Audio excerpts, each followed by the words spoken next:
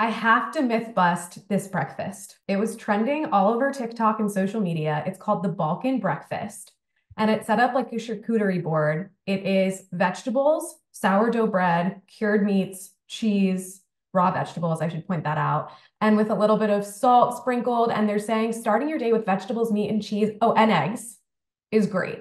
A lot of foundational medicine practitioners and nutritional therapists are saying the protein and fiber content contributes to satiety. So it helps create mid-morning energy and keeps you satisfied until lunch. So they're saying it's making you satisfied and satiated.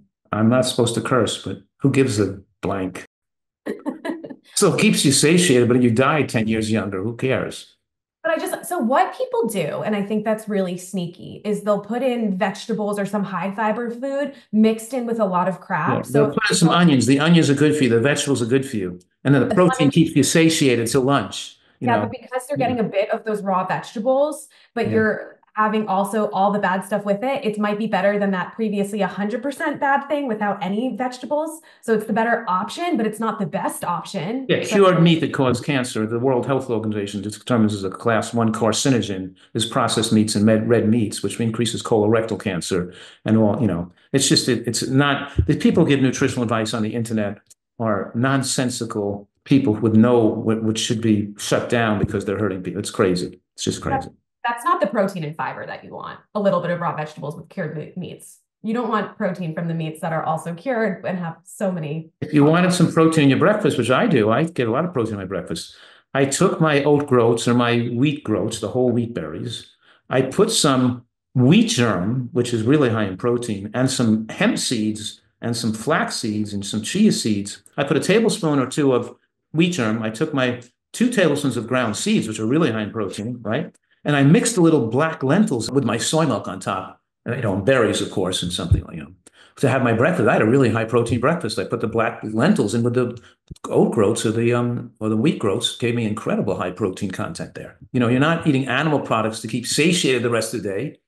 You don't need to be. See, the whole problem is that people need to eat animal products when they're toxic because the animal products take so long to digest that they keep the digestive system, the liver, going, digesting food for like 4 or 5 hours.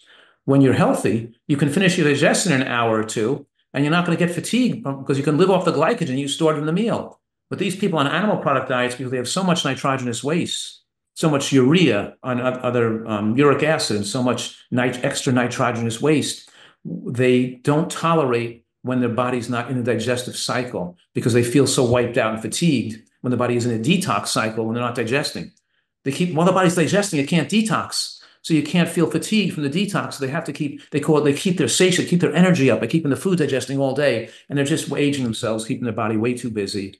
And us Nutritarians don't feel wiped out. We don't feel fatigued when we're not digesting all the time because our body's not toxic. So it's a completely different mentality. And let's talk about the two extra things they said, sourdough bread. And what else did you say besides sourdough bread? Salt or whatever. Sourdough bread, it has a little fermentation, but sourdough bread can be made from white bread or it could be made from an intact whole grain, either one. And 90% of them are made from white bread. If you ferment white bread, it's still going to be white bread. It's still going to be sugar in your body. It's still not going to be good.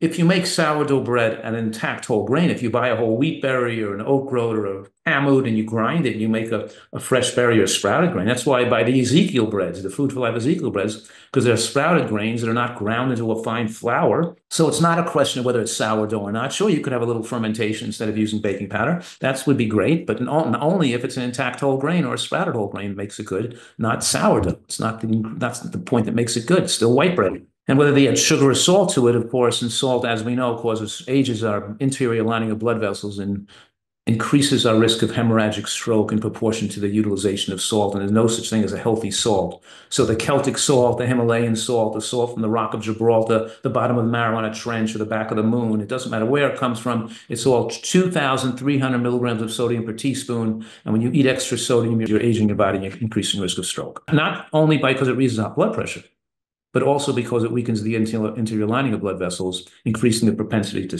split. And chronic salt eating makes us become electrolyte deficient and magnesium deficient and potassium deficient. Let me say that again. That when you take in extra salt, the body has to urinate out extra salt and has to sweat out extra salt. The more you take in, the more you have to remove, because the bloodstream has to stay between 135 and 140. It has to be in that narrow range of homeodynamic level of the sodium, has to always stay flat in the same level in the blood. So you eat less sodium, you don't lose it in your sweat. The sweat's just water. And the urine doesn't sweat, doesn't pee. When you eat a high salt diet, you have a lot of salt in your sweat and your urine. And the body can uniquely only remove the extra sodium chloride. It has to take other minerals with it. So you're losing magnesium and potassium and phosphorus and bicarbonate. You're losing other things in your sweat to get rid of the extra salt. And those people are chronically mineral deficient, getting a cramp in their leg if they're exercising or sweating, having to take electrolyte drinks because their diet is so high in salt, they're losing electrolytes all the time. And when they sweat and do some exercise outside, they're going to lose more electrolytes. And us, we're not. We're just going to lose water in our sweat. Our sweat is just water. And we can replenish this by drinking some water. We don't have to take an electrolyte drink because we're not on a high salt diet. I swear it makes you smell better. Your sweat doesn't smell that bad, which is nice. And that salt from the back of the moon sounds really expensive. So it's Yes. good. Okay. Yeah. So I just wanted to point out that when you're looking at any trend, quick fixes usually are not it. They do not work. I don't know a time that a quick fix has ever been the answer. It's habits, lifestyle, and diet changes. So I just think that's really important. When we're talking about the healthiest breakfast, I just had to point out that this article, which Vogue is promoting and about the healthiest breakfast, talked about cured meats, and that the doctor says they do cause risk of cancer and they're carcinogenic. So just eat them in moderation because they are really tasty and I love them. I do really love that you don't promote foods because they just taste good. Like you would never say, just keep smoking cigarettes because it makes you look cool. But there are certain people that want to, and that's fine, but you would not bend to that and tell people, but you can do that in moderation, which I really admire. Moderation is whatever level that you want to consume something that's going to kill, that's going to hurt you. In other words, if you feel it's level good for you, it doesn't matter. It's still going to hurt you.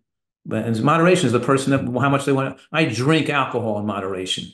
Well, moderate drinking of alcohol still increases your risk of breast cancer by 20%. You know, I mean, you don't escape from the cause of biological laws of cause and effect. You can't, if you're smoking cigarettes in moderation, or eating cured meats in moderation, or eating bacon in moderation, you know, and also all these things you do in moderation cumulatively add up. The one thing you do wrong in moderation adds up with the other thing you do wrong in moderation, with the other thing you do wrong in moderation. And all of a sudden, it's not moderation. You're still going to probably get cancer. People over the age of 60, more than half of them have cancer cells in their body. Now, they may die of a heart attack before the cancer kills them, and heart attacks and strokes are still the number one cause of adult deaths. But these things don't have to happen.